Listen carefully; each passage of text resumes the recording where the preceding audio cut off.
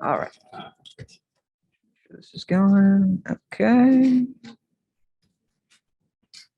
All right. Good evening, everyone. How are you? My name is Robert. I'm a project manager here with Port St. Lucie Parks and Recreation. Welcome to HealthyU. Tonight's topic, of course, is bullying, and we'll get more into that in just a second. Just a couple of housekeeping procedures before we begin. If you've got one of these friendly little devices, just for the convenience of everyone else, just make sure it's on silent. You don't have to turn it completely off, but just so that it doesn't interrupt the presentation, that would be great. And I'm going to introduce our esteemed presenter tonight, and then turn it over to her, and we'll get started. This is Gretchen Ray Ziela. Wanted to make sure I got that right. She's a certified crime prevention practitioner working for the City of Port St. Lucie Parks and Recreation. No, Police Department. They're so close. They are. Gretchen transitioned from a primary role of crime prevention to now serve as the coordinator for the Steve Brown Model Traffic Stop Program. Gretchen joined PSLPD after serving as case manager in the Missing Children's Division at the National Center for Missing and Exploited Children. Gretchen's caseload was primarily focused toward the identification of child sex trafficking victims and working to resolve long-term missing children cases.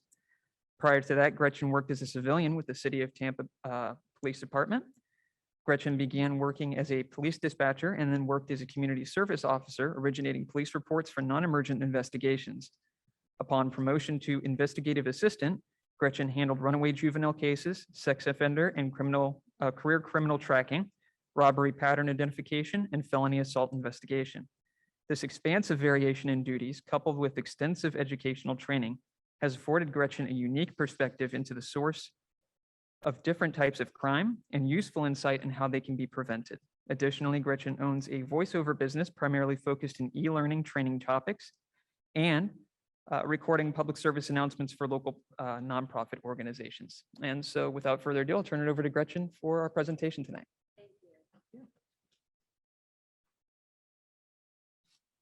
Thank you, everyone, for joining us this evening. I think your camera's a little taller than I am.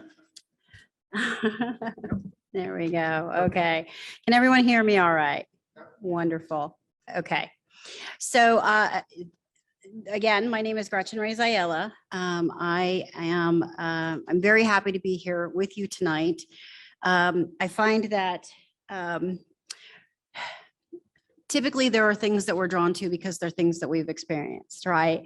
And sometimes it's difficult to go into something when the person who's telling you what to do about something doesn't have any experience in it. And fortunately for all of you tonight, I've lived this out. I've lived this issue out in my own home. So I understand how difficult it can be. I understand how challenging it could be. I also understand that some of these things are personal and sensitive in nature.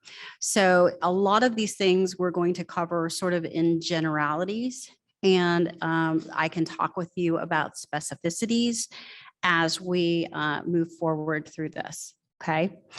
So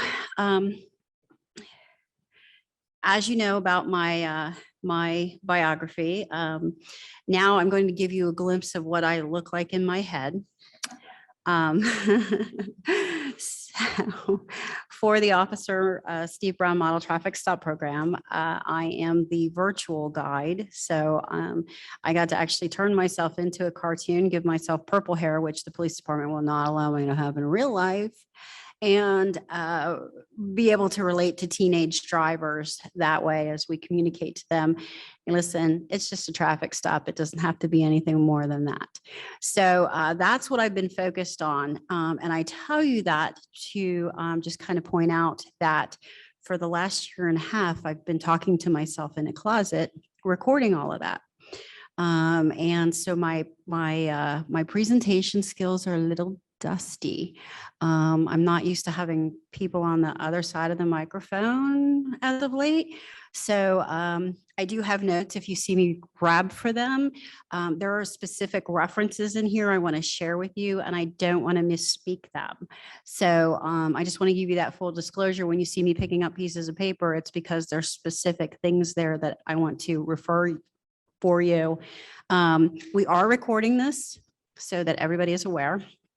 We are recording this and it'll go up on YouTube. The communications department's going to edit things out. So you don't have to, worry about that so much, but it will be on YouTube if there's things that you want to go back and reference later, like I'm going to mention a couple of books and, that sort of thing. So just know that those resources are there for you, available to follow up. So the first thing we need to talk about is, what exactly is bullying? There it is.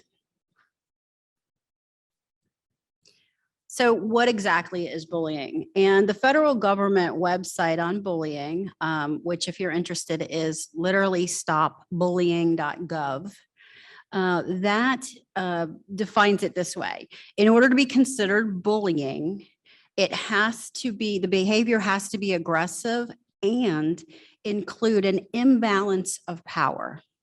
Okay. So in that,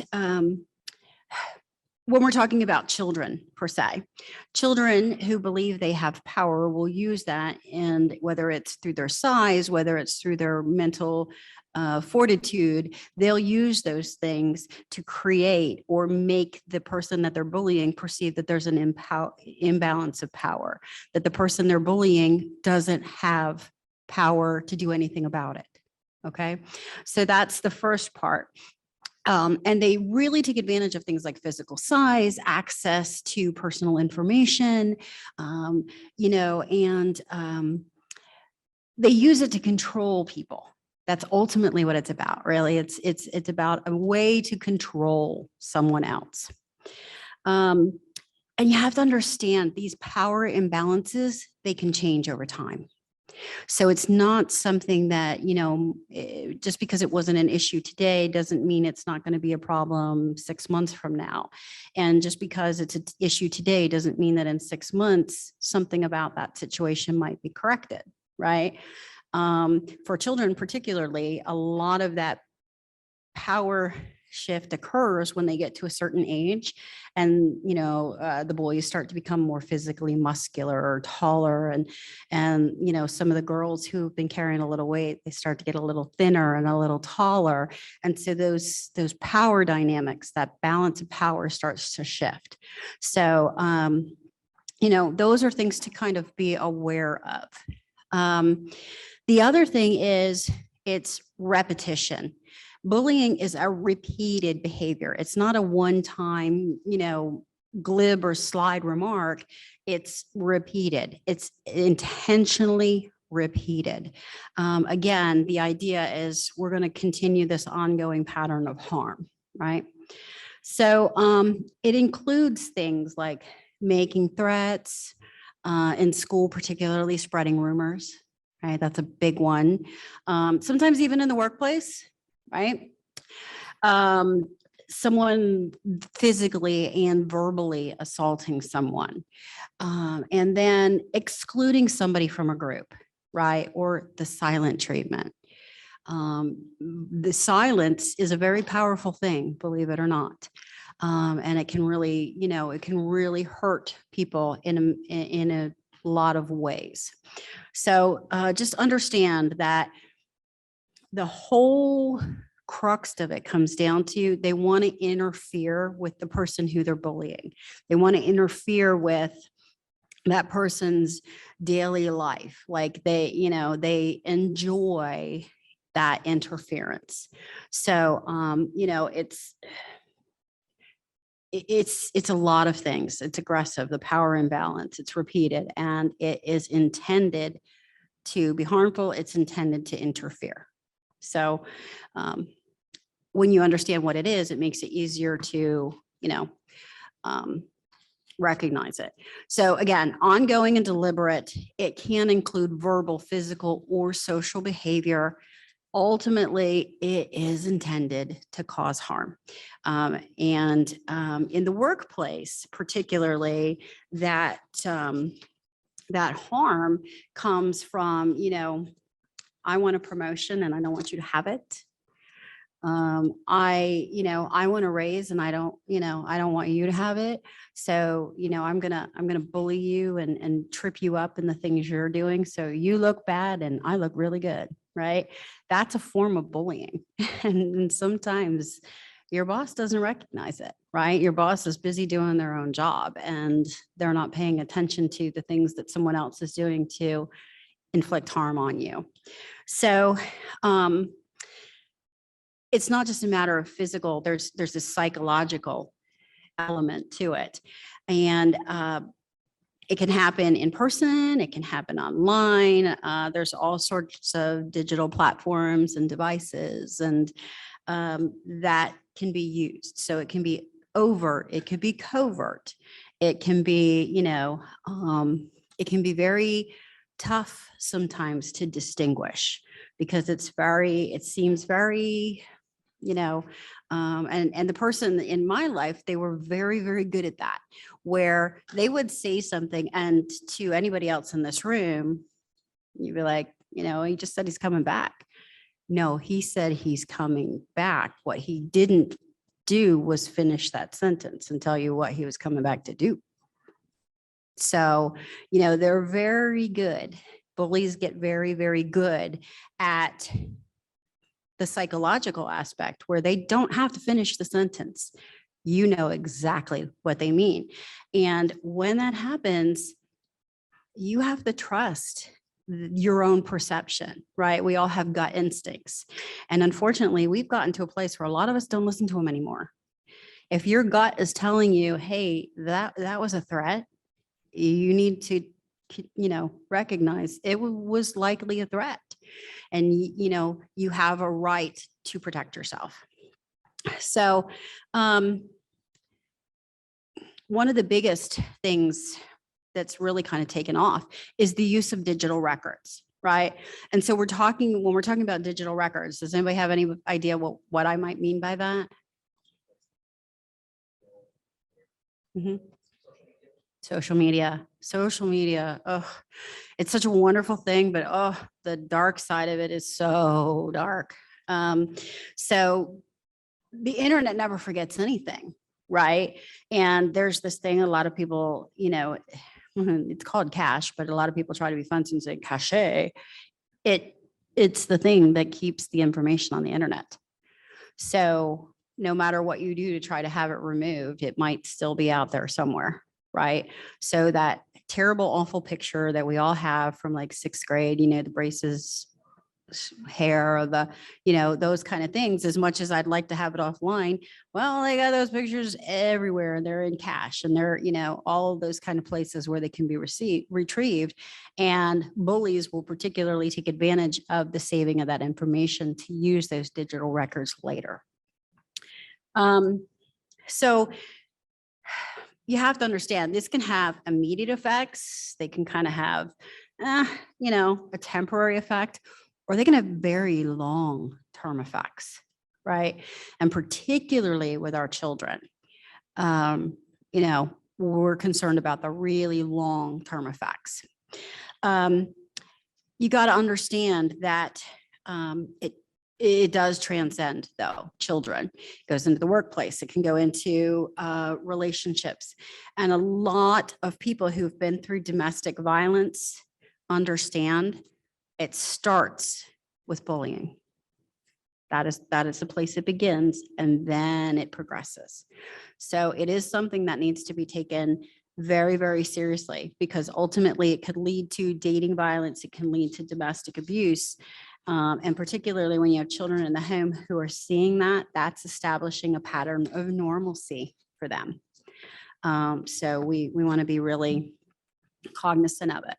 So bullying can be direct, right? It can be hitting, kicking, tripping. It can be calling names. It can be insulting. It can be threats. It can be extortion, right? Bullying can be financial. A lot of people don't realize that either. That if someone in the relationship is making more money, they can use that as a tool to bully someone else. And those are the things that are really, really, really difficult. Bullying can be used in extortion, right? Particularly where we see this in the world of exploited children is, send me a picture and then, you're going to do what I want you to do, or I'm going to share your picture with everybody. Right. And ultimately it's a form of bullying. They're getting something that they want. And ultimately they're creating this sense of fear. And now they're getting something, whether it's, used to be when I was a kid, like it was all about Twinkies in the lunchbox. They wanted to steal the Twinkies from your lunchbox. Right now it's, bigger fish, it's get me a $500 Apple Card. So the dynamics have changed, but still it's something to be concerned with. Indirect bullying, that's done behind someone's back. That involves things like spreading untrue rumors, right? Telling others not to be friends with someone, sort of just creating this atmosphere where it impacts the bullied person's relationships with other people. Right. So it might not be that I'm going to come up and I'm going to say something to your face, but I'm going to go over here and say it to this guy so that he doesn't have anything to do with you anymore. Right. That's a form of bullying. So it's and it's just as impactful. And I think sometimes indirect is even more painful for people than direct. Right. It's when you find that somebody has done that thing behind your back, or they've been doing that thing behind your back. I think that sometimes that can be even more painful. So researchers really indicate that there are 3 types of bullies. There are aggressive bullies. This is the most common type, right? They're fearless, they're belligerent, they're tough, they're coercive, and they're impulsive. That is a big thing to understand, is they're impulsive. They really lack impulse control. So if they're feeling it in the moment, they're going to act on it in the moment. They have a very, very low tolerance for frustration. And that, particularly in the world of children, is where we really see things, right? So a child is frustrated and they don't know how to communicate. I'm frustrated by my inability to do this. So because they can't say it, they grab something out of somebody's head, bonk them over, bonk them over the head with it. And you're all left going, what just happened? Well, they were expressing a frustration that they could not verbally convey. So that's one of the things that, again, you have to be aware of. Passive bullies, they're rarely provoke their peers, right? That's not their thing. But they want to sort of be like the backup to the bully, right? They're gonna come and they're gonna back up that bully, whatever they say, whatever they do, because they're afraid of that person bullying them. Right. So I'm going to come back you up and I'm going to be passive about this, but I'm going to bully you too, because if he's busy or she is busy bullying you, they're not bullying me. Right. Kind of twisted, but that's what passive bullying looks like. So bully victims, I mean, that's kind of self-explanatory, right? You have someone who is being bullied themselves, and then they go and bully someone else because that's how they deal with the frustration or their emotion from being bullied. So they go do it to somebody else. And it's unfortunate, but that's actually the way it works a lot of the time. And then the last one is relational. And relational is interesting because it's primarily girls. Relational bullying primarily happens between girls. And what they do is they try to gain social status by excluding other people.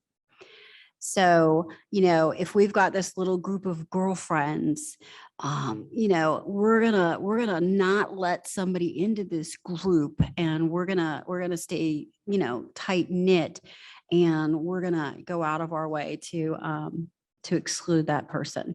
So that's relational bullying. I think I'm not promoting any particular film or whatever, but there's this movie called You Again. Has anybody ever seen it? You Again. It has Sigourney Weaver in it. It has Jamie Lee Curtis. And it has, I can't think of her name, but you'll know her as Princess Anna. I can't think of the actress's name, but anyway, it's this movie where this girl is she's bullied in high school, and then her brother marries the bully. Yeah, and it's kind of it's this crazy story, but it's interesting because you really see this relational bullying. I mean, that's probably the best demonstration I've ever seen it, where this girl, she's like the head cheerleader, and she literally gets the whole cheerleading squad to just go after this girl. And that's, that's how relational bullying works. So that's the best way I can explain to you to see what that actually looks like. So why does bullying occur, right? Well, believe it or not, a lot of it starts with family dynamics. And there's not really a single cause, but when researchers look at this, they can see that the way relationships are formed and handled in the home, that's how relationships are formed and handled outside in the world, right? It makes sense. So the impact of how adults in the home are relating to one another cannot be overstated.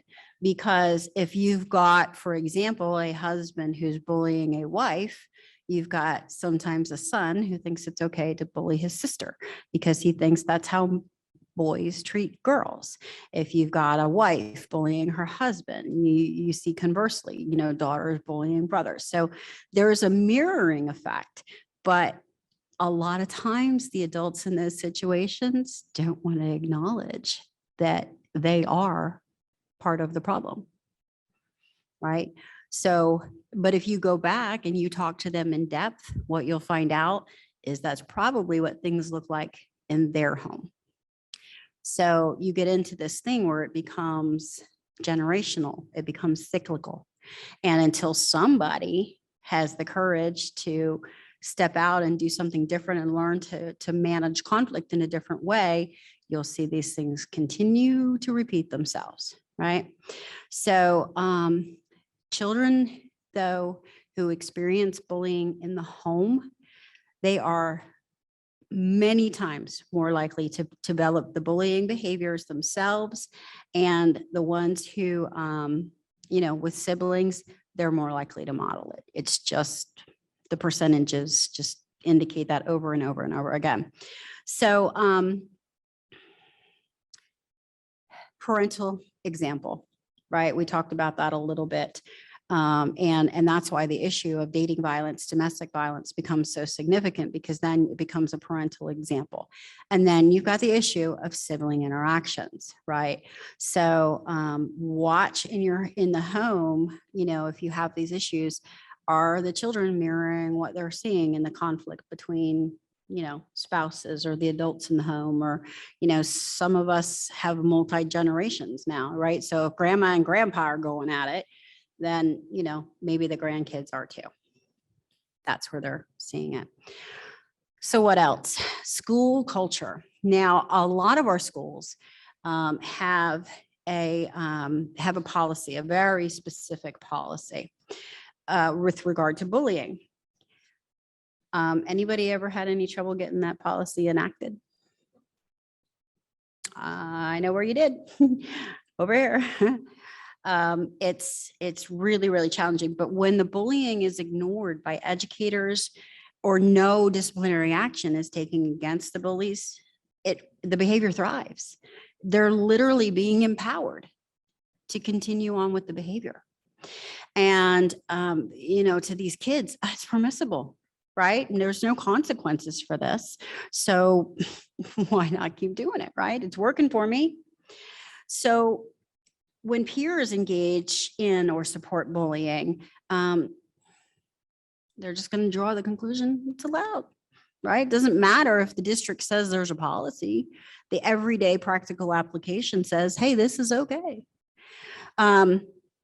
And then some children are going to join in on that because that's how they're going to gain their acceptance, right? They're learning in school, they're trying to develop their social skills.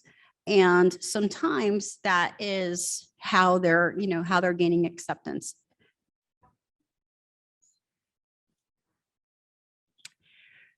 There's a lot of different reasons there's a lot of different reasons. And so for those of us who've been on the planet and gone around the sun a couple more times than some others, there was a day when I went to school. Now, we walked both ways uphill in the snow, you know, all that kind of stuff was a long time ago.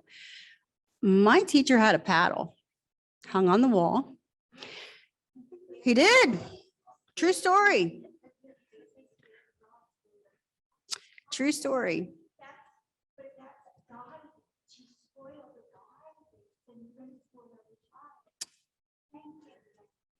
Well, whatever your stance is on spanking, it's not permissible in schools, right? So the teachers don't have the power to spank a child, right? They don't have that power to discipline them.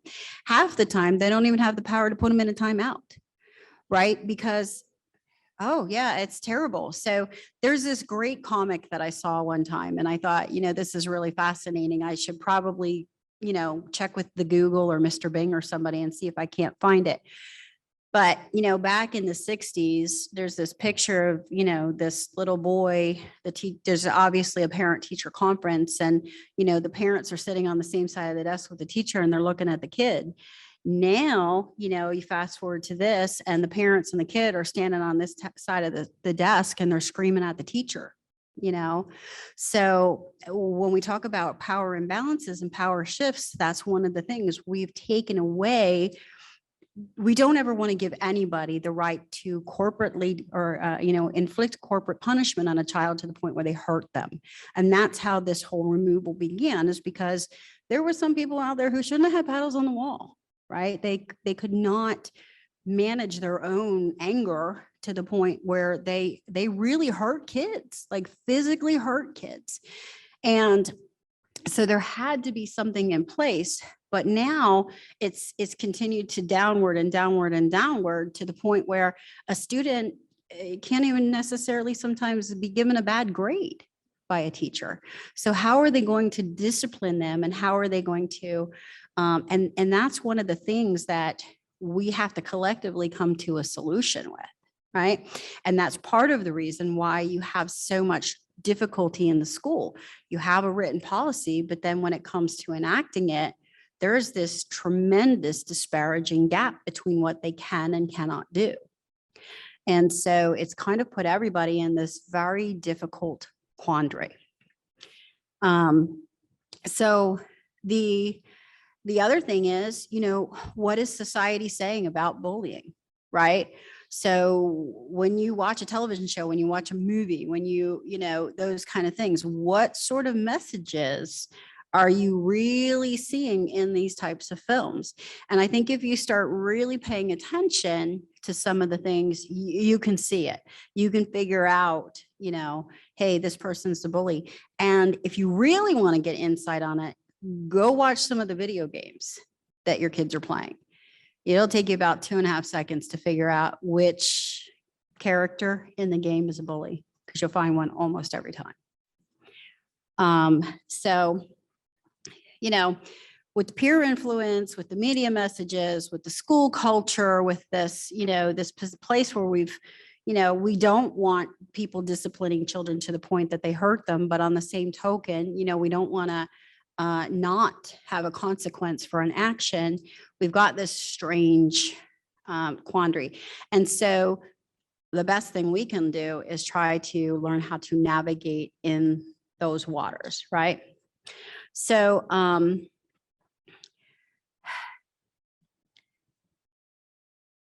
when those things don't get addressed, though, at school, they come out into the world.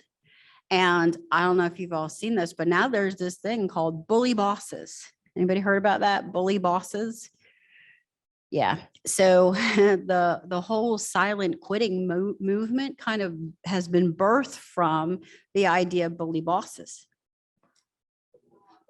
So a bully boss is literally like a boss who bullies you, right?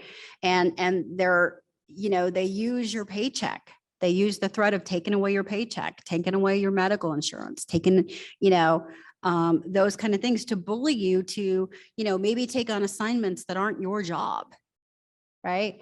So, you might be the secretary, but you're out back, with a forklift unloading a tractor trailer because the boss said you're going to do it, right? So there's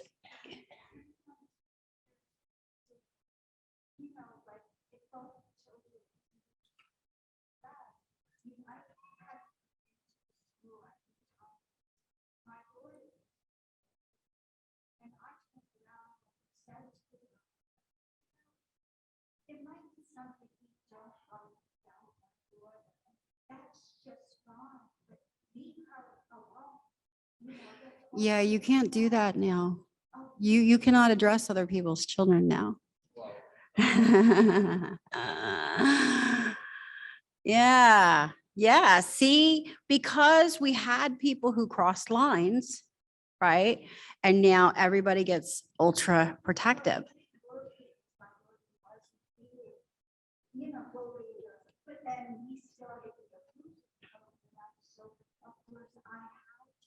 Mhm. Sure. Well, and nobody wants that for their child, right? I mean, I am the biggest mama bear on earth. Go ahead, mess with my cub, and I will come for you and your mother's brothers, sisters, cousins, nephew along the way, right?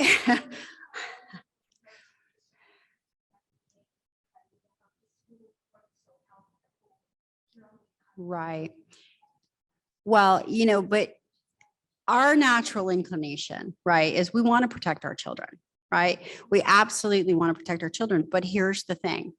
As a parent, if I go and I address this young lady in an aggressive manner, what is her mama going to think?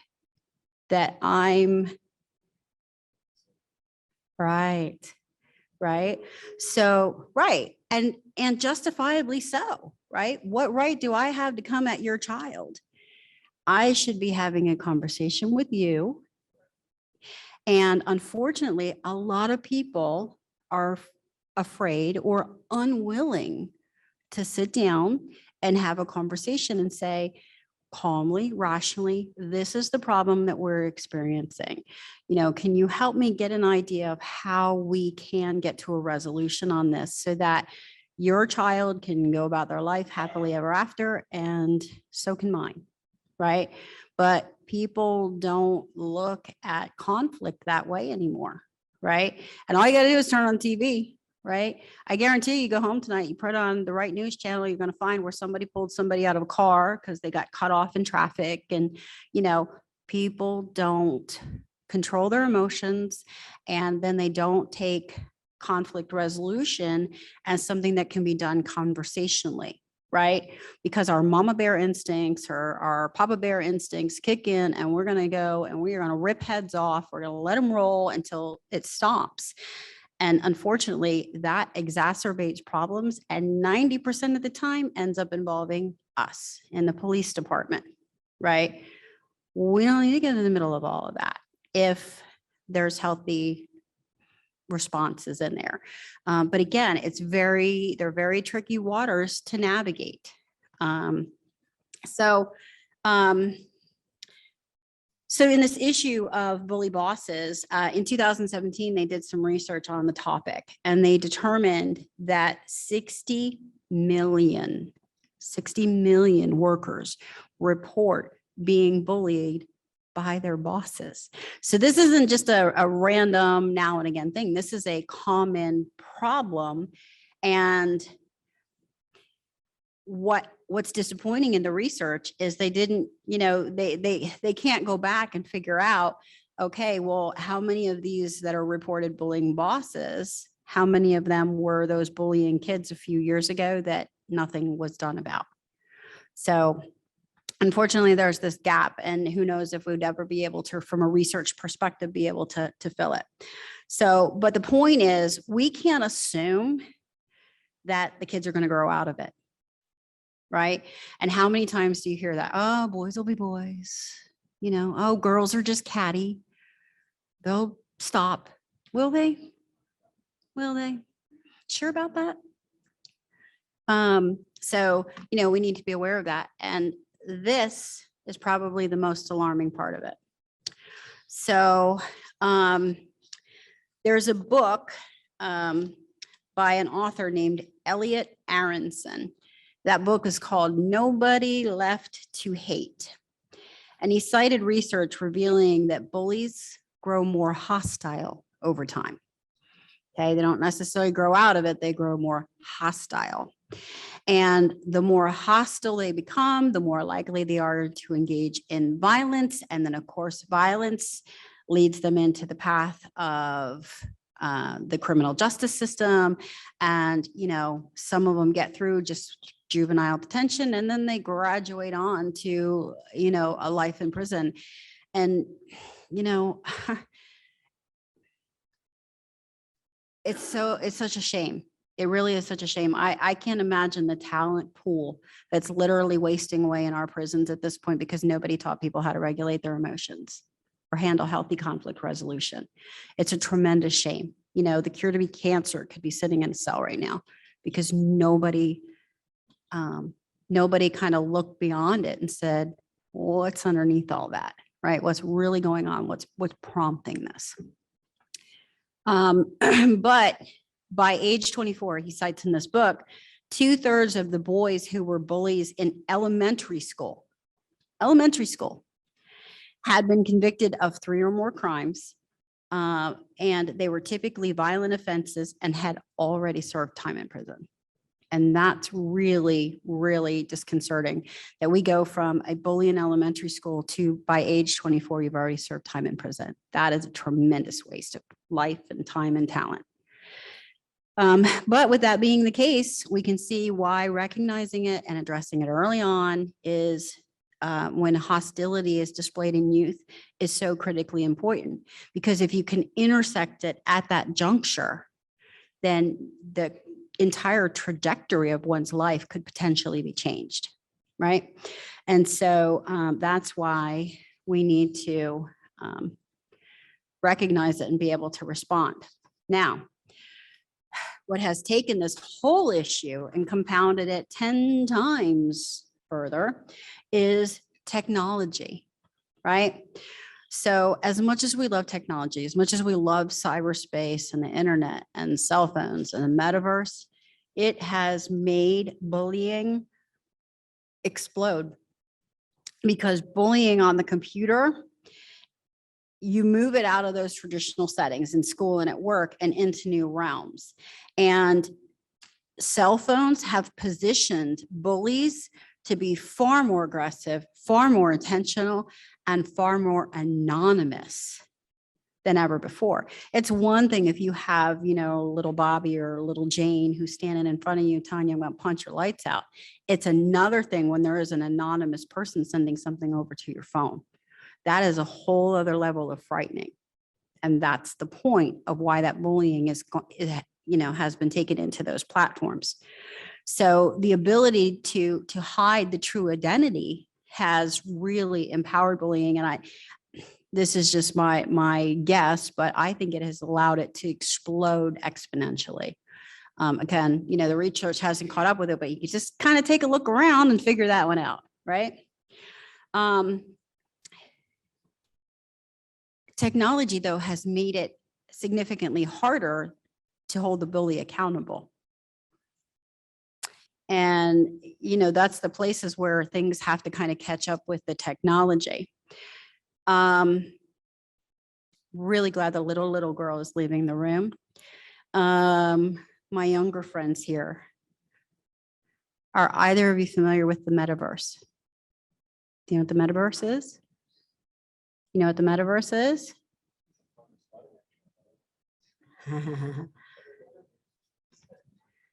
Metaverse. So our friend who owns Facebook is very much involved in the development of the Metaverse. So think of the Metaverse sort of like this. Okay, when you want to go to, you know, a website that's all unicorns, sunshine, and roses, how do you get there? Through the internet. You have to access the internet to get to, you know, sunshine, roses, and ponies and unicorns and wonderful things. The Metaverse is the same thing in the virtual world. Okay. So in order to go into virtual reality platforms, you go in through the metaverse. Okay. The metaverse is where all things virtual live. And that seems really cool when you're sitting and you're watching somebody with an Oculus and they're doing this and they're, you know, what's that? Okay. Yeah. So kind of, sort of. Yes. So, right.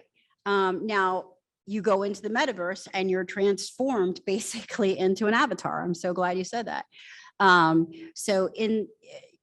So like how I turned myself into a cartoon.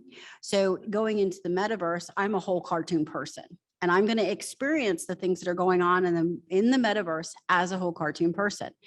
And I know you guys are thinking, why in the world do we care? Because a lot of your educational platforms are starting to move things into virtual reality. And there's going to be a lot of virtual reality teaching. Okay. Parents, I need you to kind of really listen here. I'm going to say some things, but I'm not going to say some things. Got me? Okay. So in the virtual world, they put on this Oculus, they have the things, and they're feeling the sensations, right? So let's say they're driving down the road in their little virtual car and there's a pothole, right? They're going to feel that, physically experience that through the virtual reality, through the Oculus and everything else, right? Okay. So you have this avatar who's walking around in the metaverse, and another avatar thinks, hey, baby, you're kind of cute.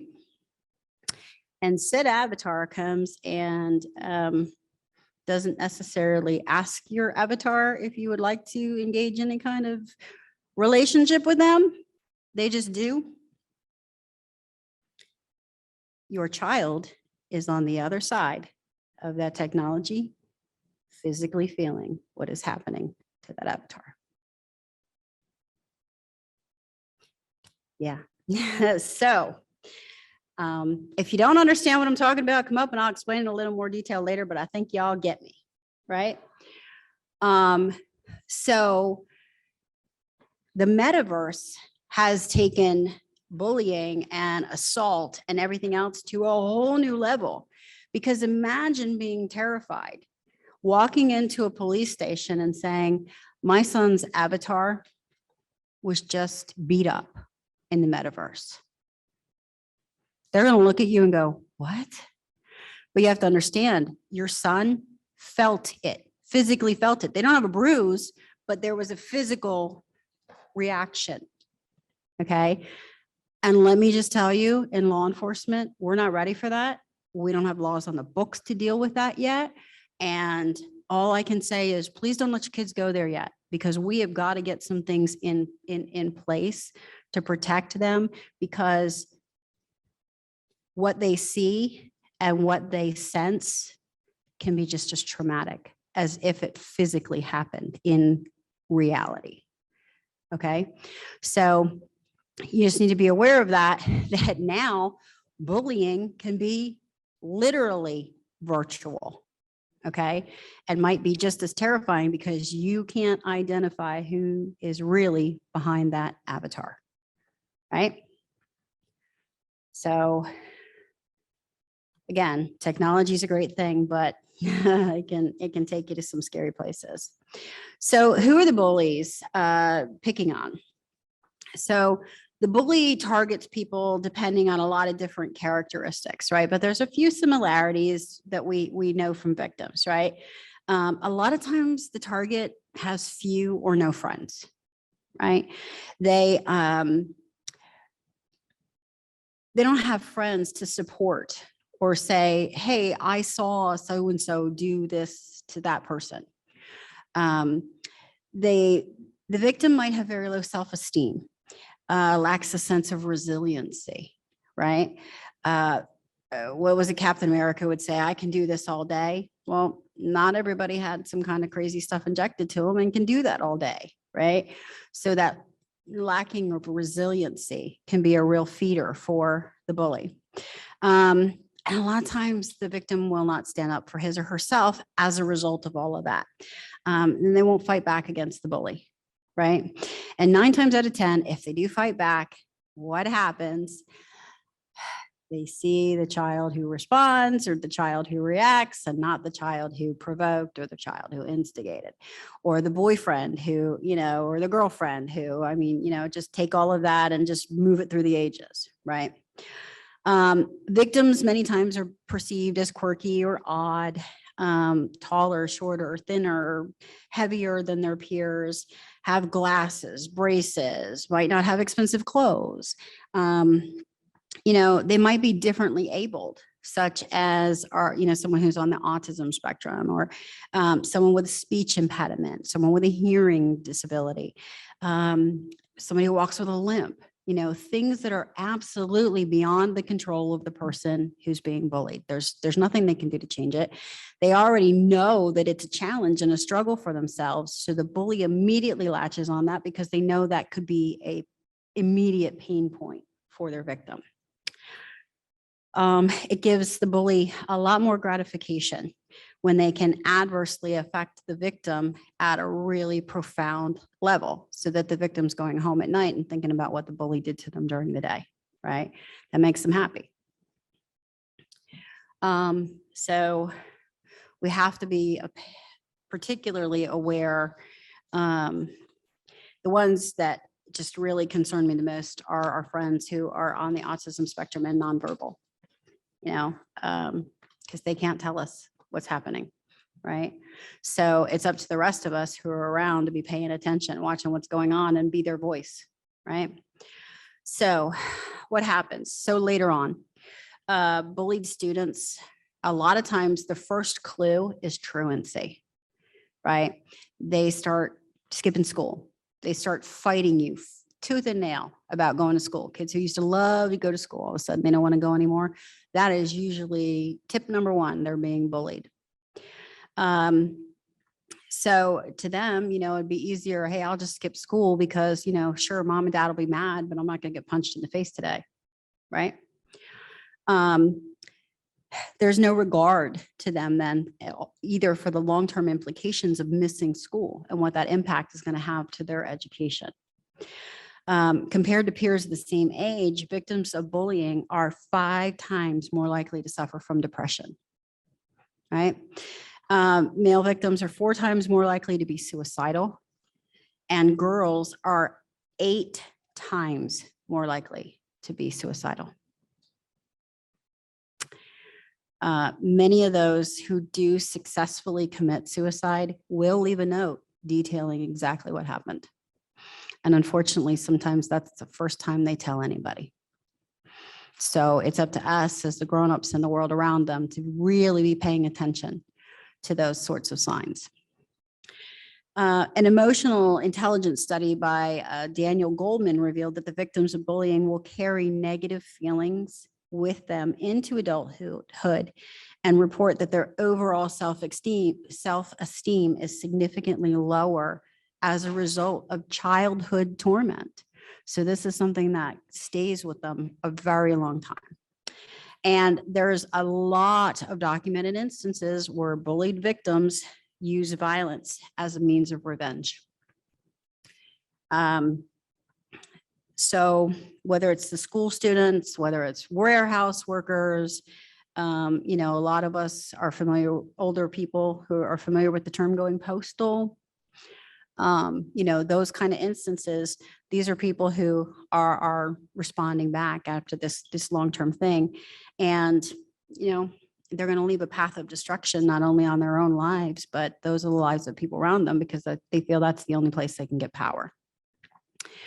And you need to understand that revenge, it's not always limited, right? So they did, anytime a school shooter survives the incident, of course, they'll go in and try to find out what prompted you to do this. And the majority of the answer has everything to do with bullying. At some point, in some place, they were bullied, and they feel like they're going to get revenge.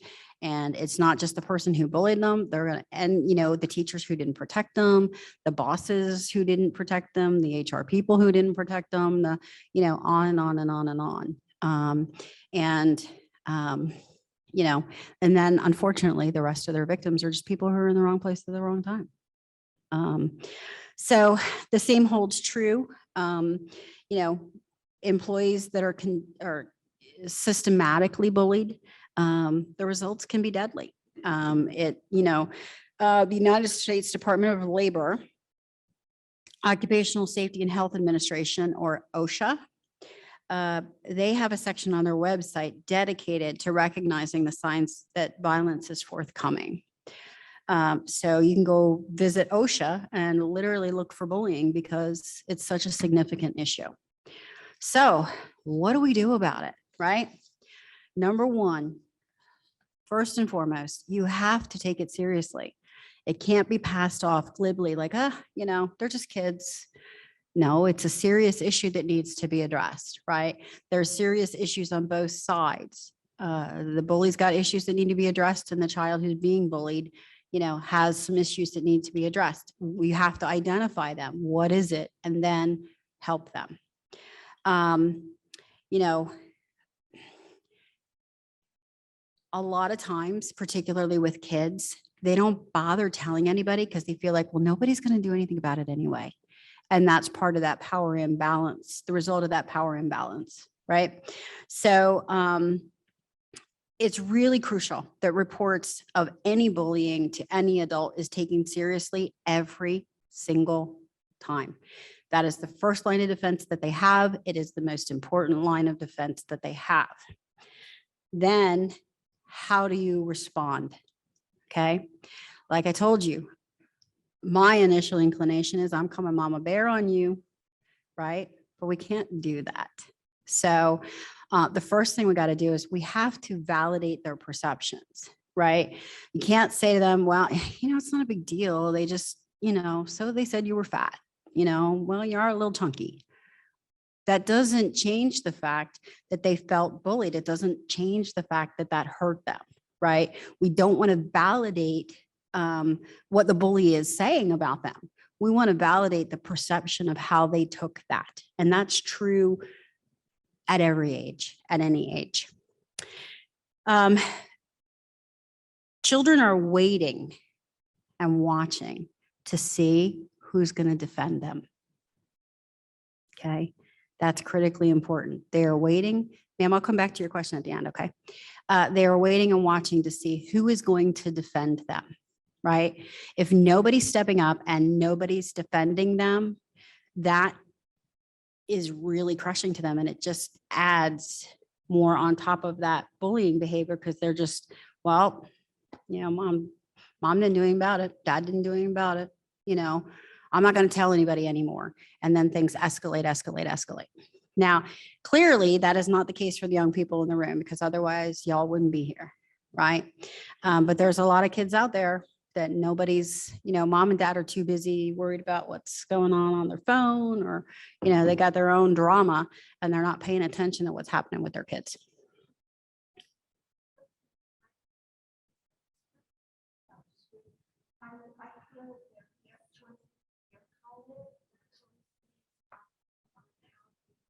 You know, like some big red on one side and orange on the other. And to me, it tells me that they're crying, that they have, they're angry. In some instances, but there are some of us that really like different colors in our hair. And that's kind of a pain point for me because the police department will not let me have purple hair. No, I understand what you're saying. And I think there are instances, right, where children are doing, and there is a particular behavior that moms, dads, watch my hand. There's particular behavior that girls particularly like to do. You understand what I'm saying without what I'm saying? And that is usually a sign they're crying out and they're saying, hey, I need help.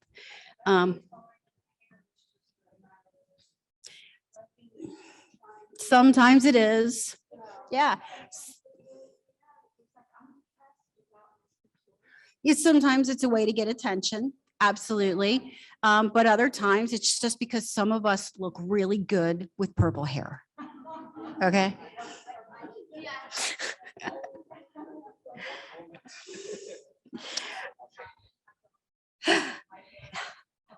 So no, you're absolutely correct. There are times when there are physical manifestations, right? There are absolutely times there are physical manifestations, and we have to be paying attention for those things, right? And particularly for girls, another one is, come on, ladies, I know you know. What's the other physical manifestation we see in girls a lot? Eating disorders. Yeah, eating disorders. Right.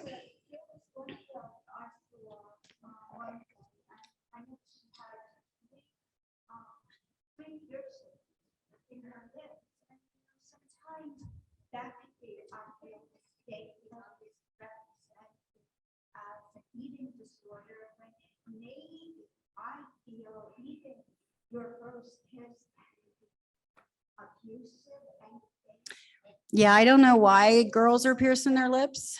I don't get it. I'm afraid of magnets, so I wouldn't pierce anything like that. I am old and falling apart, and they're constantly sticking me in MRI machines, so I'm not piercing anything that's going to get me yanked through that machine. So I don't understand why they do that, right? But there are physical things that and boys are not excluded from eating disorders. Please don't misunderstand me. They're not exclusive to girls. They're predominant in girls, right? So all of a sudden, if you have a girl who's suddenly, hey, we all want to worry about our weight. You'll get older and get over it, I promise. But, for the most part, we're young, we gotta find that, special someone. And so we want to look our best and that kind of thing. And, you might want to lose a little weight, and there's nothing wrong with that. That's a very healthy thing. But when it goes to the extreme, right? So every time she's eating, all of a sudden she's throwing up. Well, you either need to go to the drugstore and get yourself a test and find out what's going on with your kid, if you understand what I'm saying, with your daughter, or you might have to consider the possibility you're dealing with bulimia. And why are you dealing with bulimia? What is going on, right? You got to ask those questions and get under the surface. And many, many times when you get to those things, they are not going to convey to you because their brains aren't developed enough yet to say, well, gosh, mom, the reason that I've decided that I'm going to be anorexic, I'm going to refrain from eating food is because I'm feeling all of the psychological distress because I'm being bullied at school. They're never going to say that in sentence to you. That's not going to happen. So, but am I wrong? Yeah. Right. So because they don't have the mental capacity yet. They don't have the mental development yet to connect those dots. Right. So absolutely. Absolutely. Right. Exactly. Exactly. And I'm glad you bring that up. Right. Because here's not all of them, but there's a lot of people that are struggling with addiction in a lot of different forms. And, you have to go back to those things. And there's this saying that if you don't deal with something, eventually it's going to deal with you. Right. And I thought that was a cliche. I really did. Lo and behold, like I told you, they're constantly sticking me in MRI machines, so I don't pierce anything. So I go in for this particular MRI. They turn the thing on. It's very warm in the room. And all of a sudden, I mean to tell you, friends, I lost it. I could not. I'm screaming. I'm crying. I can't, and part of my brain's going, this doesn't make any sense. What is wrong with you? I've had like 25 MRIs. The insurance company's like, stop, right? You haven't figured it out yet. You're not going to figure it out. Stop sticking her in the machine. Oh, because I'm constantly breaking something, doing something, twisting something. I'm not graceful. Like, I can't walk gently across the room. I walk across the room and fracture my knee. So I'm not, I'm missing the girl chip, I think is what it is. I'm missing the girl chip. But anyway, so I'm in this machine and I'm hysterical and it makes no sense whatsoever. So this poor technician who looks like an absolute deer in the headlights, right? Probably just graduated technician school. It's probably their first MRI ever. And here's the hysterical woman screaming, "Get me out of this machine," and hyperventilating to the point I almost threw up. And my daughter, who's waiting outside for me, comes in. She's like, Mom, I've never seen you like this. Well, that's great because I've never been like this. Like I'm thinking, do I have episodes I don't know about? Like what? So I thought I must be having an off day. We reschedule it. And this time they said, well, you come back and we're going to give you we're going to help you have your MRI. If you understand what I'm telling you. Okay. So they're going to help me have my MRI. So 3 helpers in, I still freaked out hysterically, and the different technician, eyes this big, going, what in the world? Right. And I'm going, this doesn't make sense. So thankfully, I talked to my doctor about it. My doctor's like, yeah, it doesn't make sense. I got like 10 other MRI reports on you. It wasn't what's going on. So she said, I think you should go talk to somebody about it. So I go talk to somebody about it, and lo and behold, figure out that something that happened to me as a child, because it wasn't dealt with, I'd forgotten all about it. It wasn't something I was dwelling on, but here it came up in an MRI machine. So if these things don't get dealt with, that really is true. Eventually, they're going to deal with the person. And what we don't want is to continue to have a society of people struggling with addictions, because many times, and there's the whole opioid issue and stuff. But when we have these struggles, when we have depressions or we have issues we're not dealing with, whether it's low self-esteem or something, sometimes we turn to other things to help us feel better. And that's how we start down the road of addiction. Sometimes. I'm not saying that's the end all be all. Please don't mistake me. There's a book called The Body Keeps the Score, and it says exactly that. If you don't deal with it, it's going to come out. Yeah.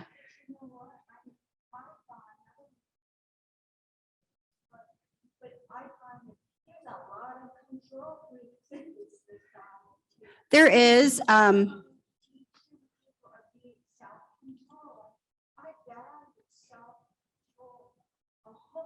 yeah, we all do. Right.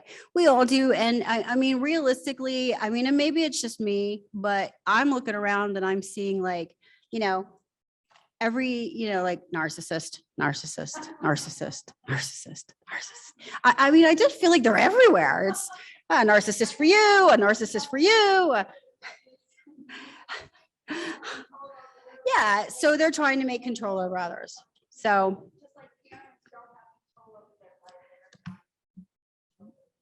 Right. Well, did you have a question?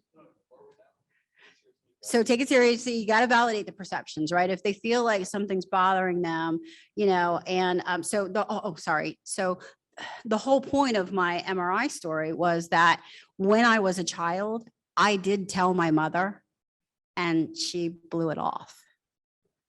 So, she blew it off. I just figured, well, it must not be a big deal, right? Well, I have 2 MRI technicians that will tell you it was a big deal, right?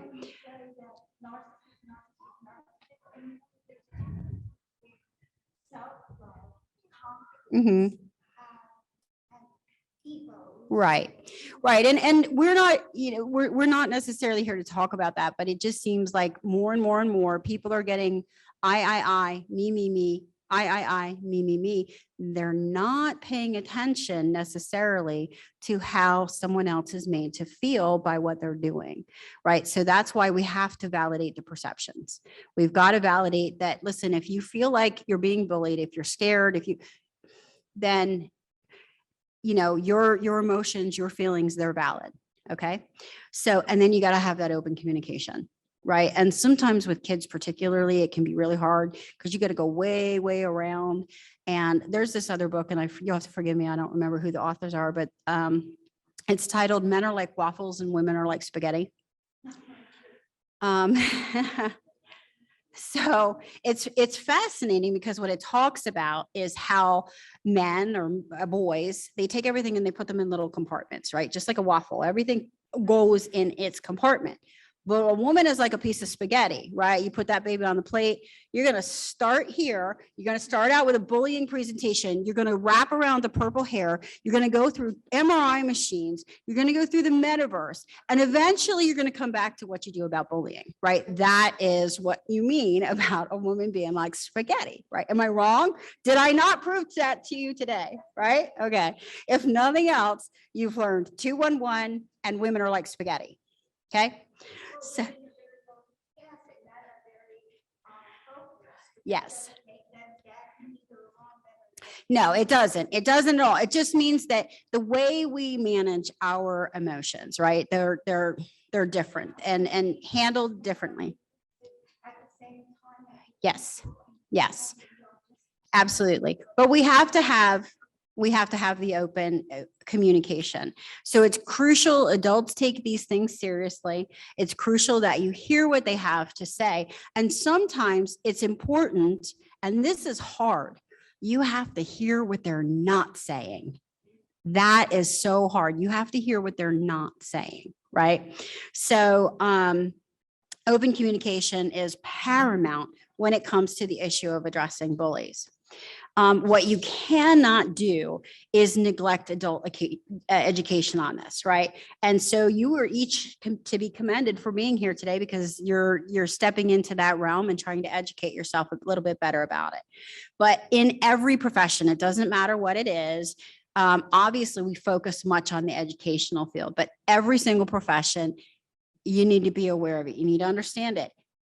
But the most important thing you have to do is be self-reflective.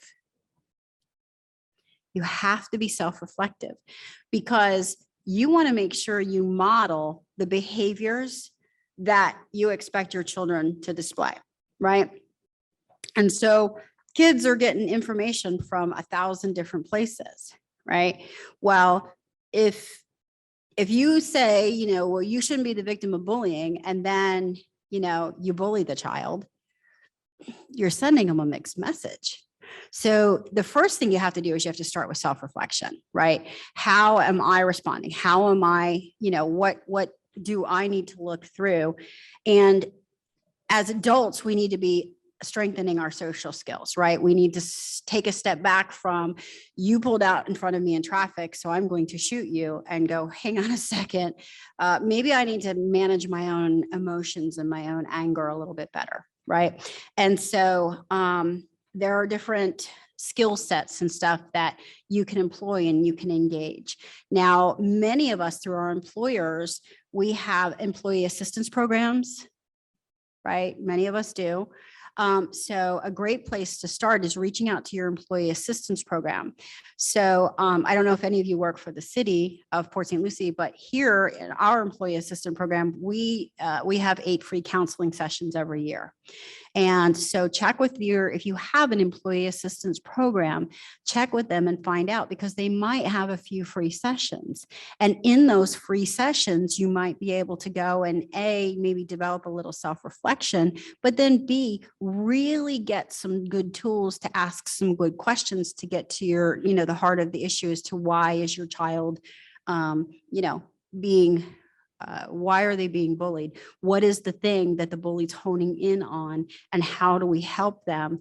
Obviously we can't help them if there are certain physical things we just cannot necessarily do anything about, but how do we help them recognize that just because someone's picking on you about it doesn't mean that it's wrong with you. It means it's wrong with them, right?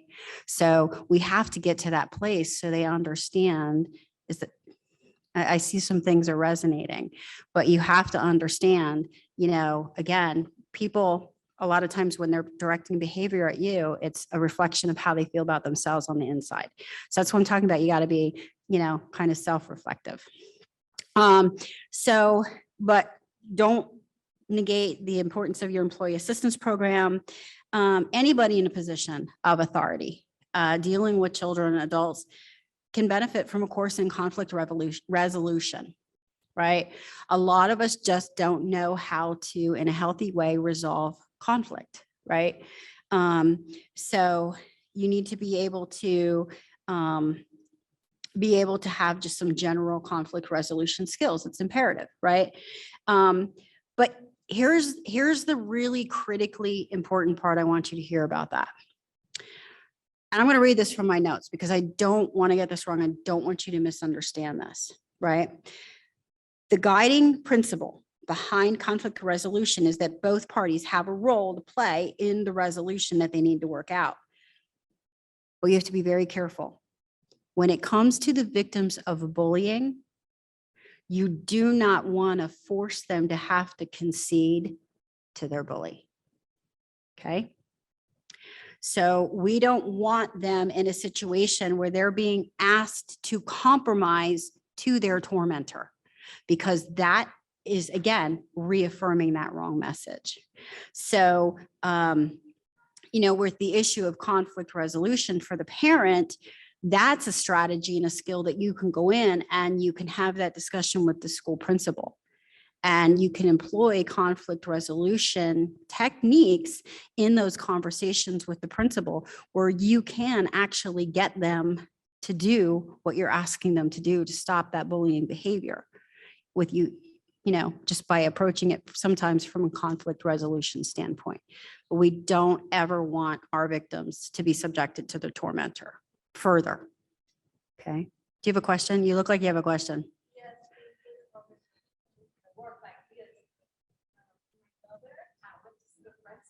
Mm-hmm. And I don't know why she told the teacher, and it got worse. So the teacher reaction was very bad. Again, so this is right. These are the navigable waters that we're all trying to get in, and they're dirty and they're muddy and they're wavy and they're all of those things. So we never want the child to experience more harm than good, right? So if the teacher has made it worse, then one of the things that, we would encourage is, okay, so now go back to the principal and say, listen, we tried to do it this way. It's exacerbated the problem. Can my child be moved to a different class? Or, can you move the bully to a different class? Right? So, the primary thing is really getting the bully separated from the child. We don't want the victim child or the bullied child. They're not a victim. They're, the bullied child to feel like they're the one being punished for the bully's behavior. So you have to be very, very careful with those. You have to evaluate that. And if you can get the bully moved out of the way, and if you can get the teacher, a recognition for the principal's part, hey, the teacher's exacerbating this or making it worse. But those, you have to learn some strategies and learn how to go in and develop them or how to engage them and utilize them. And unfortunately, it's not a quick fix, right? It's going to take effort on your part. And that's kind of the thing that stinks, is the onus falls on you, right?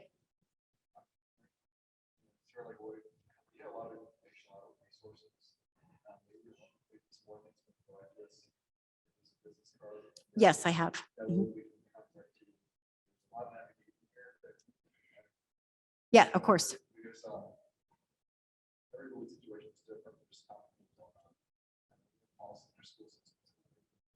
Mhm.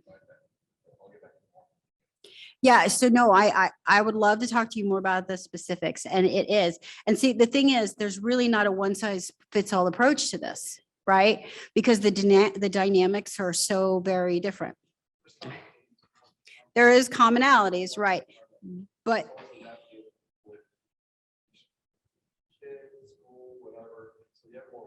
parents, right.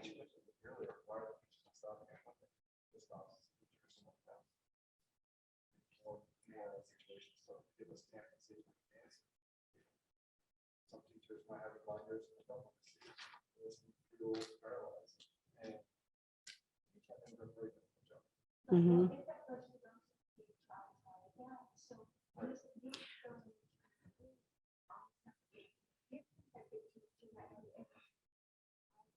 you know the child better than any. You will be so with that. No, it's fine. It's fine. But at the end of the day, okay, the child who's being bullied needs to understand this is not their fault. They should not be punished. But the other side of the coin is they cannot be left without a safety plan. Okay, that is critical. So if it comes down to, saying to your child, listen, that child has issues and they're directing them at you. This is not your fault, but I want you moved into a different environment simply because that's the safest thing for you. I'm doing this because I want to protect you. This is not a punishment. You have to be very clear and very concise with them about what the motivation is behind it, right? You can't just pull them out and stick them in another classroom because they're instantaneously going to think I'm being punished.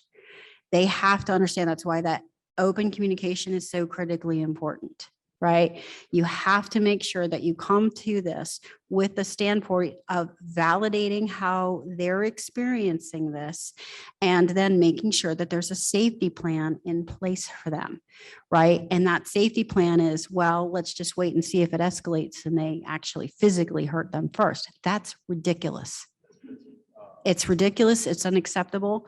And you as mom, dad, aunt, uncle, brother, grandma, whoever, you need to get out in front of it. And that means you're going to have to educate yourself with some strategies, right? And I can't stand here today and teach you everything there is about conflict resolution strategies, or, there's not, and maybe there is, I just haven't asked my friend to Google if there's a book that says, 101 ways to get your kids' principal to do what you want them to do.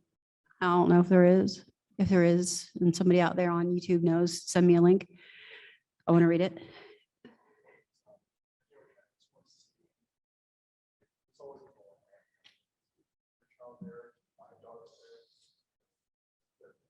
Mm-hmm.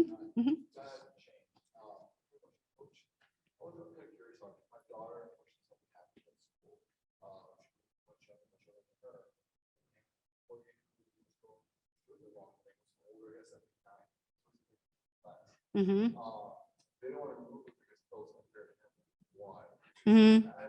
Don't you just love that? Yeah. Yeah. Well, and sometimes it comes down to an adult, a reasonable adult, going and asking the why question, right? And I'll tell you how I learned this very profoundly. When I was working at the National Center for Missing and Exploited Children, we had a young lady who kept running away, and we kept finding her in situations where, remember what they told you, the kind of people, the kind of runaways specifically I was looking for. Okay. We kept finding her in those types of situations. And after like the 8th time, this one detective finds this girl back in the same situation with different people. I mean, it's not like, we've arrested the other people who victimized her the previous 7 times. So here she is with number 8. And he finally says to her, "Why do I keep finding you out here?" And she said, "Why do you keep taking me home?" And he's like, "Well, because blah, blah, blah, blah, blah." Well, then he started to ask her, "Why don't you want to go home?" And when she started to tell him, oh my Lanta, I'd have run away from that too. It was horrific, but nobody bothered to ask the question. And sometimes, as difficult as it is, you got to sit across from a desk from a principal and say, what is going on in that young man or that young woman's life that is driving them to torment my child in such a way, right? Because that's the place where school guidance counselors can get involved and start asking those kind of questions. What's going on in that life? And it's not you going to a parent and demanding you need to take your kid to a psychologist and figure out what is wrong with them, right? When you take it more of an approach of, listen, I'm just as concerned about the well-being of your child as I am the well-being of my child. It puts things in a different perspective, and it leaves your child out of it. Understand?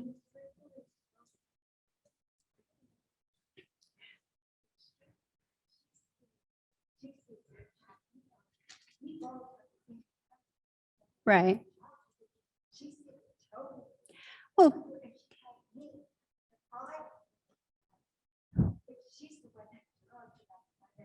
Well, but here's the thing. I mean, your situation as an adult with an adult sibling, you know, is a little bit different than these young ladies here and this young man over here. Oh, okay. He's had his head down the whole time. So I've been, and I don't blame you. Oh, that's wonderful. I would love to see what you're drawing afterwards. If you're drawing me, could you make me thinner and with purple hair? Thank you. So now you know 3 things. 211, purple hair. But anyway, sometimes, you know, as much as it goes against the nature of the situation, we want to protect our own child, but sometimes we have to ask the questions that nobody else is asking, right? Think about a school principal. How many children are in that school? How many things do you think they have to deal with, right? So do you think that every time somebody comes in and says, this child is bullying my child, their first thought is, well, let me stop and ask myself, what would be the thing that's driving the behavior of the bullying, blah, blah, blah, blah. No, they need to deal with you and get you out of the office because they got 4 more meetings coming up and they got 16 angry parents outside and, you know, 12 angry bus drivers and on and on and on and on, right? So sometimes you have to be the voice of reason for the other side, even if it seems counterintuitive. And again, please don't misunderstand me. I'm not telling you this is exactly how you do it. You have to evaluate the situation. And that's why it's a good idea to go to your EAPs. It's a good idea to get conflict resolution classes. They can give you tools that you can then apply in your specific situation. Okay. But we have to make sure that at the end of the day, that bully is held accountable for their actions, and that there has to be intervention from professionals who can aid in addressing the driving forces that is pushing that behavior. And that's a difficult place to get to. 20 years ago, it was like yesterday, my daughter was going to her and she was very sick. And unfortunately, kids are worried about defending themselves. Yeah. They're going to get in trouble and still. And not that I could go violence. My boyfriend had a background in the military. It was no infantry, you know, it's Mhm. and I did some defense. And she was kind of afraid of retaliation. I think one teacher, other teachers, principals, that same like that. Mhm. That was 2 decades ago. Right. And it still holds the same today. And there's various forms of bullying. The biggest concern, especially, is physical violence. Right. And a kid can't stand there, and unfortunately, feel helpless. Yeah. And unfortunately, our patterns are, you know, policies or bureaucracy. It's not having violence or the word self-defense. It's never mentioned any bullying book. Every book I read didn't talk about self-defense. Mentioned the same things we're talking about. It's been transit for 450 years, but hasn't changed. But it's one of the things that's kind of a blind side to that. And I'm just saying, violence, we don't want that shooter. No. Well, but here's the thing. So I actually do teach, I teach active shooter training as well. And we teach avoid, deny, defend, because there is a line where, you know, in the active shooter situation, you got to defend yourself.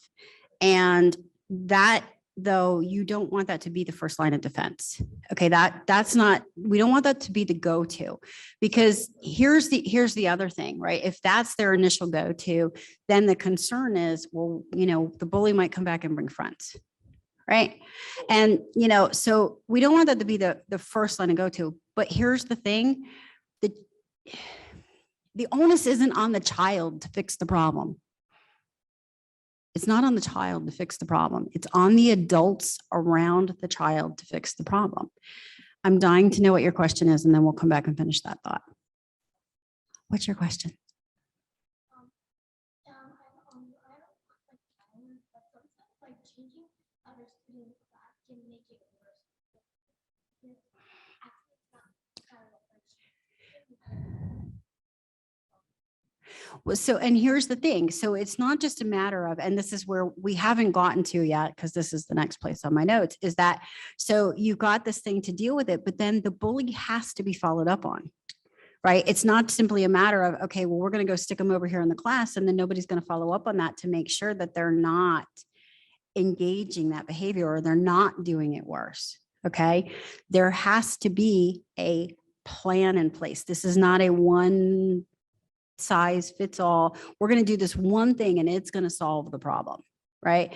It's a planned out, look, this is what we're going to do. And this, this teacher is responsible for monitoring and making sure that, Bobby the bully, and if your name is Bobby, please don't be offended. But that, is it Robert? I'm sorry. I'm just kidding. I'm just kidding.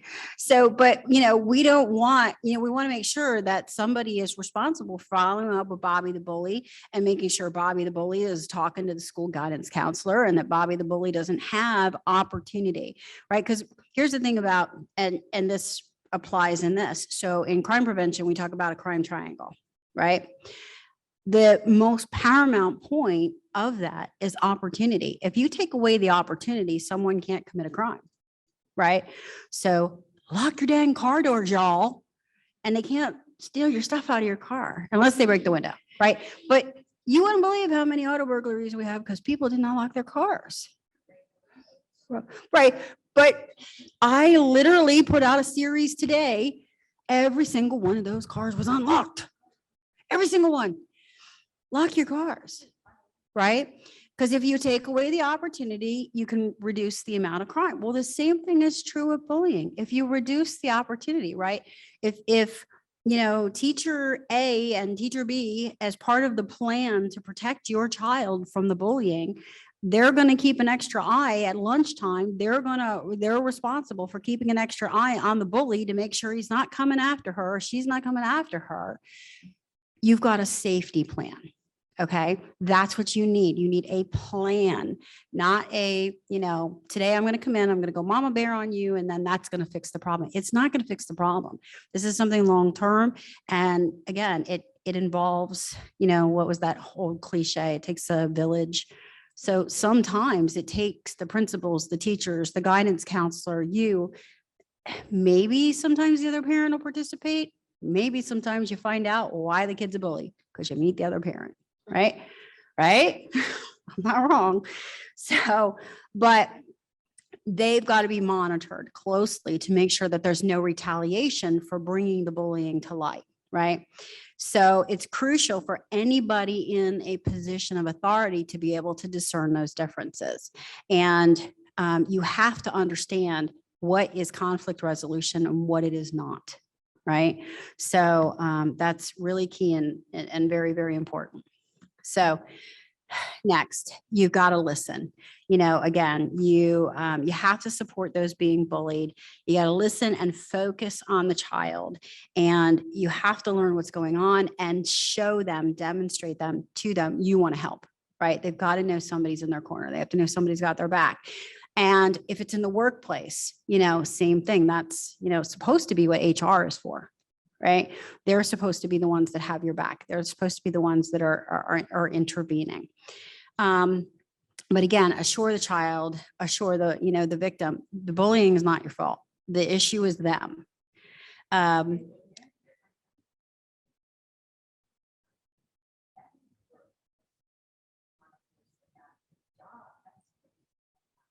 I agree. And, unfortunately, it's an imperfect world. Nobody's quite figured out all the answers to this stuff yet, but we're trying to navigate it, right? And we're trying to do it so we can all live our best lives, right? Everybody has the right under the United States Constitution to life, liberty, and the pursuit of happiness. Thank you very much. Right? And it's hard to pursue happiness when you're being tormented every day by a bully, right? So You have to know, though, that children who are bullied might struggle with talking about it. And so you might have to get them to a counselor, a psychologist, or an other mental health professional.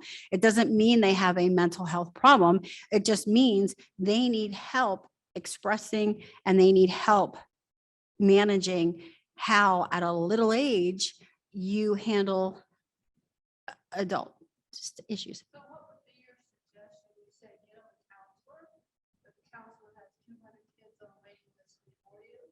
Oh. Get them this, but they have 100 people in front of you. So many places where you can go to get it itself Mhm. has got such a tremendously long waiting list that it's ridiculous. It is ridiculous. It's not easy. There are some resources, and I don't know exactly the quality. It's something you're going to have to look into, but there are online counseling resources now, particularly after the pandemic. Many practices went online.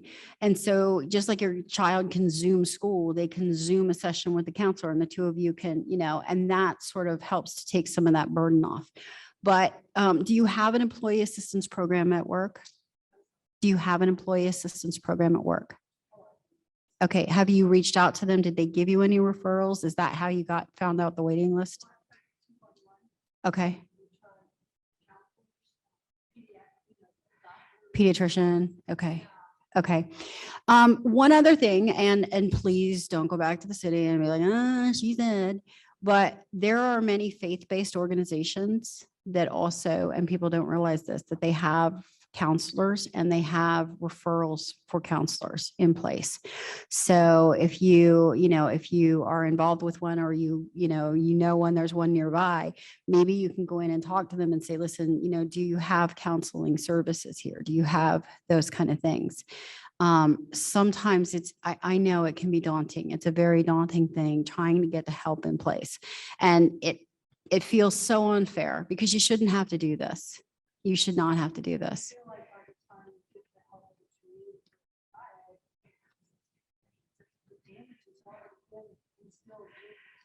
Right. And, but here's the thing, that many children can develop resiliency, right? And they can come to a place of understanding that they were not the problem, right? It's not about them. It's this, this other person that has significant issues, and for whatever reason, they're directing them to you. And so if you can keep that baseline of reinforcement while you're trying to get to that professional line of reinforcement, and get to those professional counselors and that kind of thing, that might be something that could aid in the long run. Because remember, go back to what I said, a lot of this stuff, he might seem okay right now, but in 10 years, he could be having an MRI, and the next thing you know, here you go, have a problem, so even though, maybe the next school year, maybe they're not, they're in different schools, the other kid moves away or whatever, and the problem stops, you still have to continue on and make sure that healing occurs. And like I said, there's different resources. There's different support groups through different faith-based organizations. And have you checked with things like the Boys and Girls Club? Have you checked? Okay. But also conversely, right? What can we do to help and improve self-esteem, right? So what kind of things are we engaged in, right? So I can tell you that no one who ever let their kid play Grand Theft Auto has a kid that has great self-esteem, right? There's nothing in Grand Theft Auto that's going to help a child build and develop their self-esteem. But hey, if they go take a karate class, not so they learn how to kick somebody's butt. Cover your ears, Mr. But it'll help them develop confidence. It'll help them develop self-esteem.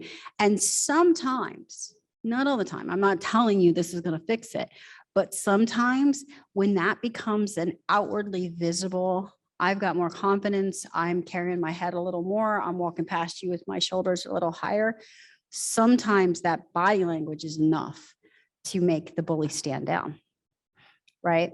And, because a lot of us don't even recognize how the impact of body language is. Right.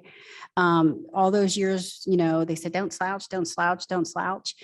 Well, yeah, it was a posture thing, but it's also a confidence thing. Look around sometime and watch who's, you can usually figure out by drooping shoulders. Either they're really old and they're breaking down like me, or they have low self-esteem.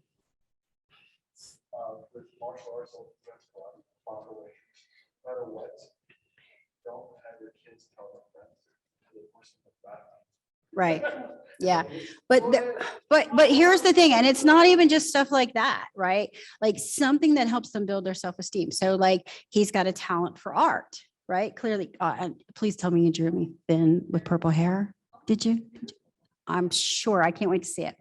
But here's the thing, what kind of art programs could he maybe be put into where he can, he can focus on building confidence that way and honing his skill and, doing that improvement for himself. It's not going to necessarily stop the bullying, but it's going to help him recognize, hey, listen, just because they geek on me because I draw all the time, who's going to be laughing when I'm selling a paint can picture or a soup can picture for $20 million, right? So, helping them because they're not thinking in terms of the long goal, right? The long haul. And here's the reality. How many of you this week had lunch with someone you went to elementary school with? Nobody. All right. Middle school? No. High school? You look young enough you could have had. Are you still in high school? I would have to card you, I think. Yeah, I definitely card you. I don't buy that. I'm just teasing you. But right, that's the reality of the world. So right now, to them, it feels like they're right here and this is never going to change. They don't see the long-term perspective that this person in the grand scheme of their life is ultimately probably going to be relatively insignificant. Right? This is not somebody that I don't have to spend the rest of my life with this person. Right? Now, obviously, domestic violence, dating relationships, that's a totally different thing.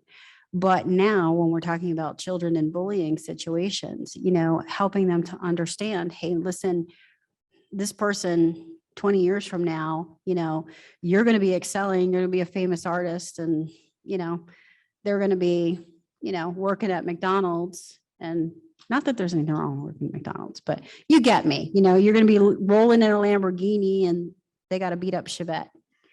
So.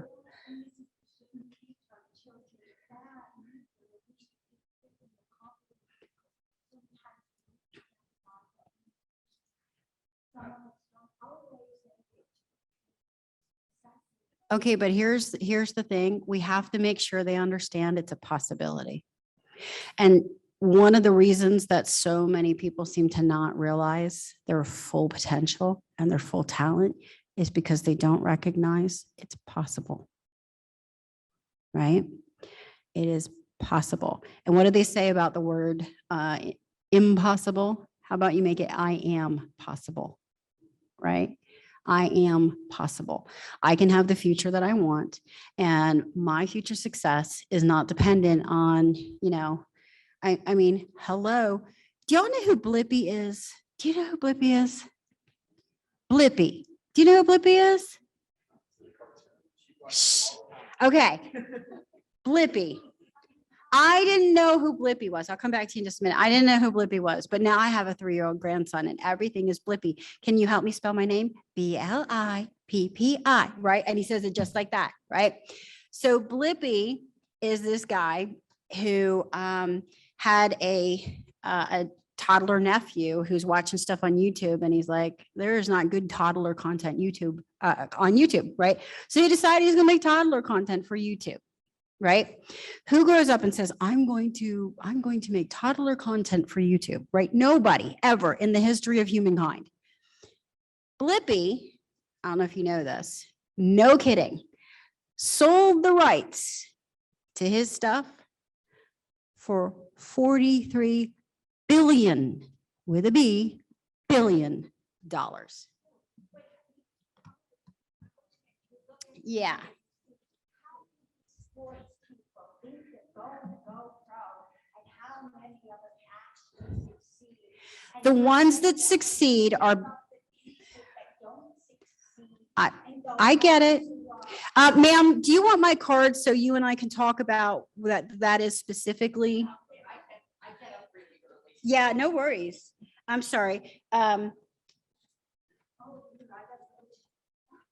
Yeah, it's, we're over our time and I'm sorry, but, the reality is that they have to recognize and understand that there are possibilities outside of the normal. And no, not everybody's going to grow up and be a multi-billion-dollar football, basketball, whatever, but don't tell them it's not possible. You know, don't tell them it's not I possible. know a bully who became a lawyer. Wow, wow. Exactly. Yeah. Oh, okay. So, yeah, I apologize. We went way over. You're welcome. But real quick, don't ever tell the child, don't ignore the bullying. Don't blame them for being bullied. And, you know, we don't necessarily encourage the fighting back because unfortunately 9 times out of 10, it's that child that ends up getting hurt. It's that child that ends up getting suspended. And, you know, it's just, it's terrible. So, but show a commitment to making the bullying stop. It's a behavior that gets repeated and we've got to ensure that it stops. So, same thing's true in the workplace. You know, that's what human resources are, but you got to stop it on the spot. Obviously, if something is life-threatening, if someone has physically harmed your child, that's illegal. So give us a call and we will help with that. There are, okay, well, I will talk to you specifically in a little bit.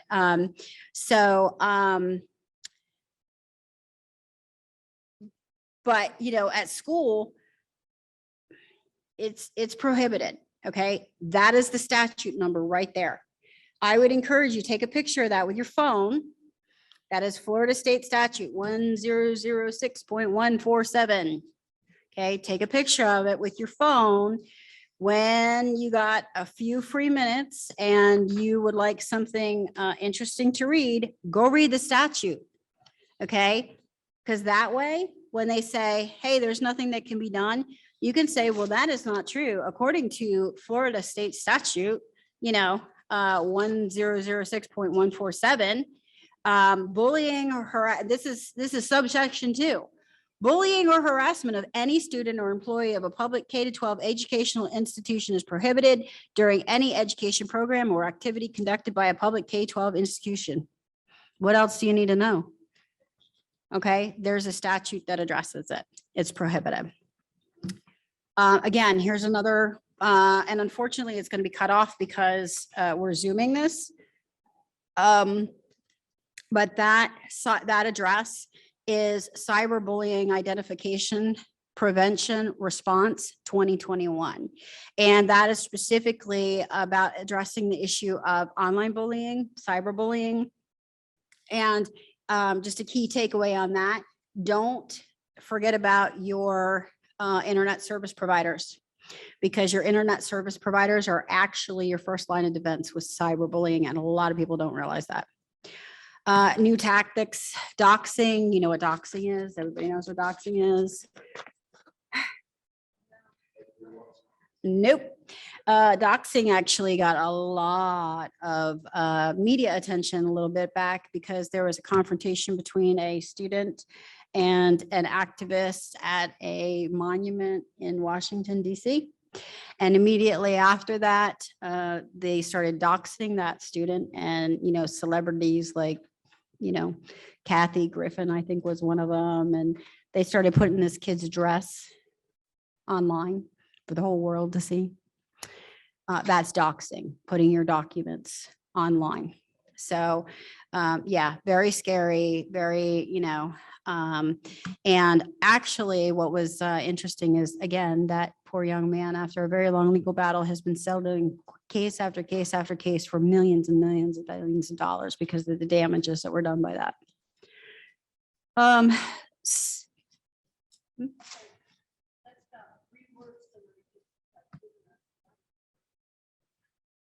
does a parent keep up with these terminologies and the new things that come along? So, again, going on to these different websites like cyberbullying.org, because do you know that word? Okay. Do y'all know that word?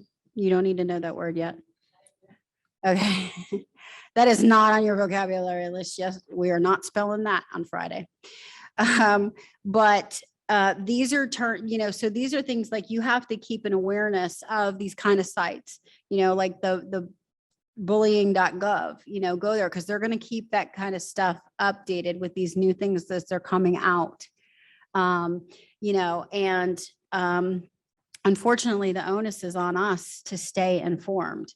And you're constantly going to have to stay on top of this and understand what these new techniques are.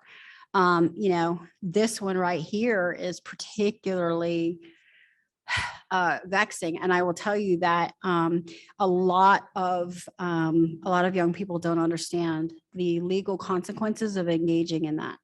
They have no concept that that is illegal. And they have no concept that particularly if the person who is utilizing that to bully you is, say, on state lines, and it's let's just pretend it's some, 17, 18-year-old knucklehead, right? And he's bothering your 15-year-old daughter, right? They don't understand sometimes that sending that communication across state lines is actually considered a very serious offense.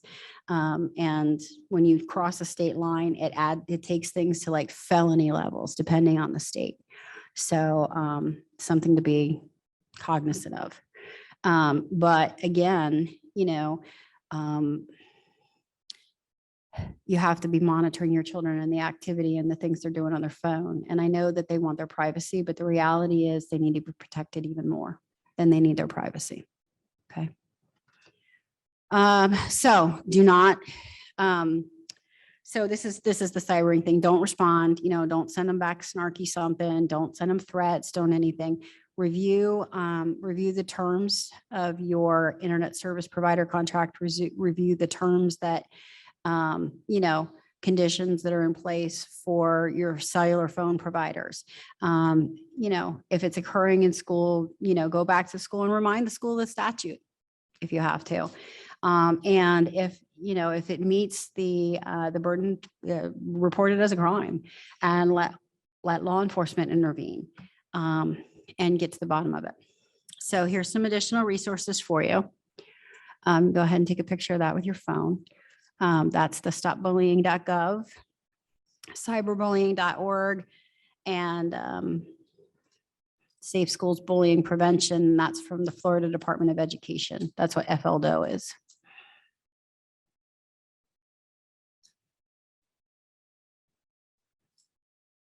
Everybody got that?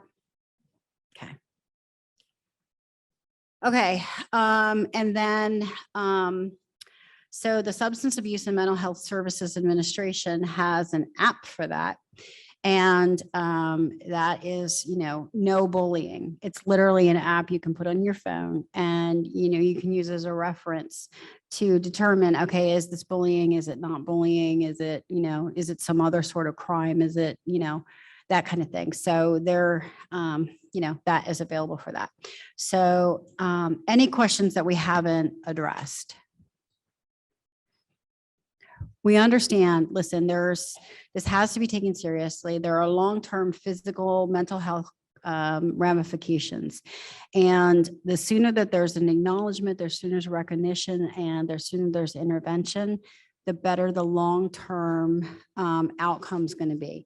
But at the end of the day, the most important message that we have to get across to anyone being bullied is it is not your fault. It is solely an issue on the shoulders of the person who is bullying you or the person who allows it, right? So, you know, again, unfortunately, there's no quick fix. There's no easy answer. You know, it's not like back in the day, you know, Bobby gets to take, you know, Billy's dad gets to take Bobby out back and give him a whipping for beating Billy or, you know, picking on Billy. It doesn't work that way. So there's no easy answer. It's going to be a matter of you being proactive in the situation, utilizing the resources that you can. And even when you come up against what feels like a stumbling block or a stopping point, figure a way around it. Look for alternative options. You know, sometimes you have to go above a principal. Principals have bosses too.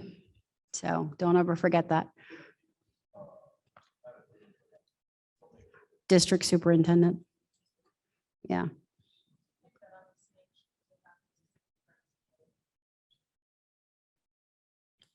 I think it's great that your mom went to see the principal and the teacher.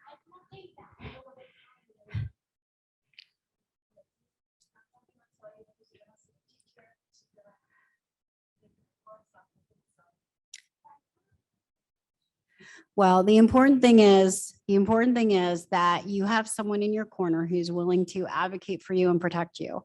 And yeah. So any other questions, any other concerns? Can I see my picture now? I'm just kidding. Okay. I know, I'm really curious as to what you're drawing. It look I could see glimpses over here. It looked pretty good. Anything I draws looks like a stick person. So that animated me. That was all a computer. Like I didn't draw me myself that way because that's amazing. And you totally need to go with that. Keep working on that. Keep developing that. Because here's the thing. So that little thing that I did, that's considered graphic artwork. And the whole world of the internet needs graphic artists. And there can be big money in it. Not here, but now City of Port St. Lucie, I'm grateful for the paycheck. Thank you. Yes, but so don't discount, you know, that's what I'm saying. Don't discount those things, you know, and, you know, maybe you're never going to have your own art studio, but hey, maybe you're going to be the one that, you know, makes a swish and, you know, Nike could pay you $1 billion for that logo because you went swish. So don't discount the value of your talent. Okay. So any questions over here? I know these aren't hard and fast, easy answers, but, you know, understand that there are resources available and there are things that the only thing that you can control is your response, you know, so respond intelligently, respond deliberately, you know, and respond in a way that validates for the person being bullied that they are not alone and they have support, help and support. Okay. Anybody wants the cards, I will hand them out and we can talk. You can email me, we can, you know. And if anybody wants to take karate, I think he's the guy to call. Get his card. I teach Burmese martial arts. Oh, I'm okay. a firefighter paramedic. So the car's on fire. Yeah, that's not well. Okay. I've never set a car on fire, but. No, don't. No, Here's my card. Yes, I do.